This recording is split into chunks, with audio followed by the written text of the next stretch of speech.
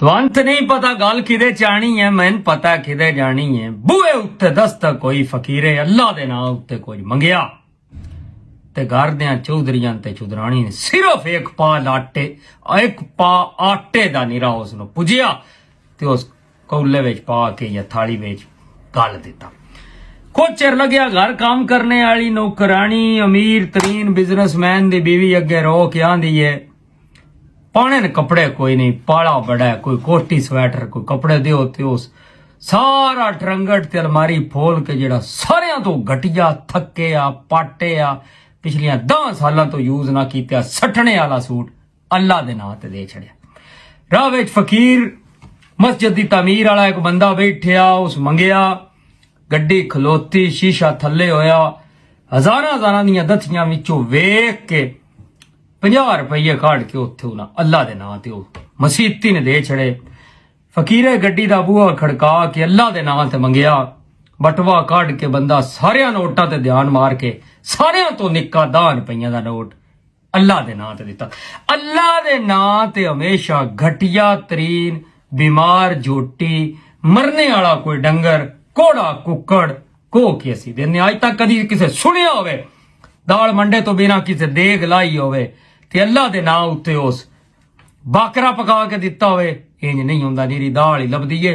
गल मैं आज करनी ओवरसीज हॉस्पिटल मंडी बाउदीन जदा एक बारी मुंड रोला पै गया। मेरे फेसबुक पेज रिस्ट्रिक्टेड ने, मेरी वीडियो अगर जांदी कोई नहीं, लेकिन गल मुण भी बड़ी जरूरी है।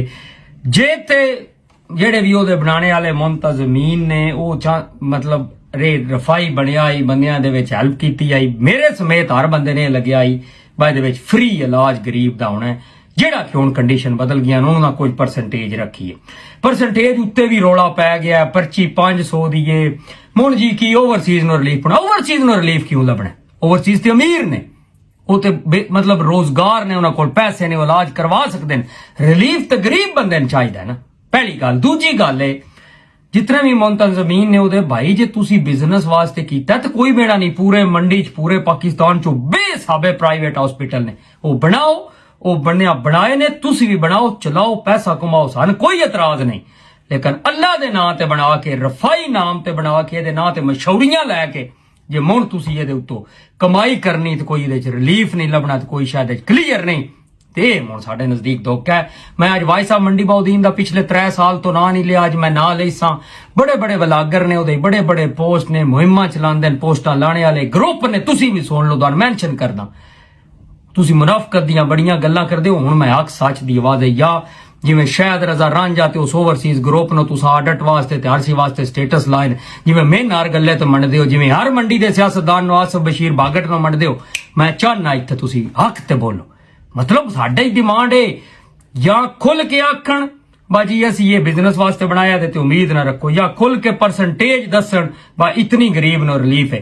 जे 500 दी पर्ची दूजे अस्पताल विच गरीब वास्ते ते 500 दी इत्थे ते मुड़ रफाई दा लफज ते अल्लाह दे नाम ते जिस दे क्रिस्टल मैरिज हॉल विच तकरीब होई आई, कोई भी बंदा करोड़ों रुपये ला के निरी एक इफ्तिताही तकरीब कर छड़दा है ते मैनूं उतों ही पता लग गया ये काम अल्लाह दे नाम ते नहीं।